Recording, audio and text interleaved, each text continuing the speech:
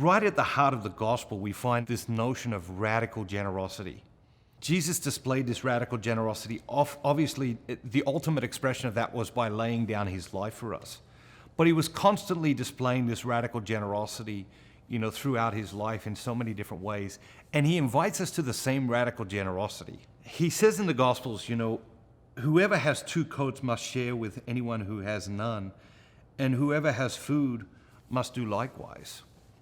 And it's so easy to say, oh, that part of the gospel doesn't really apply to me, or that part of the gospel doesn't really apply to me in that way.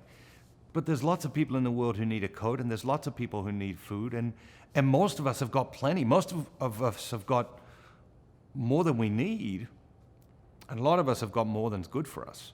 The world looks at life and says, hey, whoever can get the most, whoever can amass the most, they're the winner. God invites us to look at life as a generosity contest.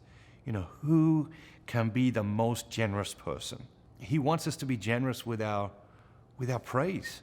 He wants us to be generous with our appreciation. He wants us to be generous with our compassion.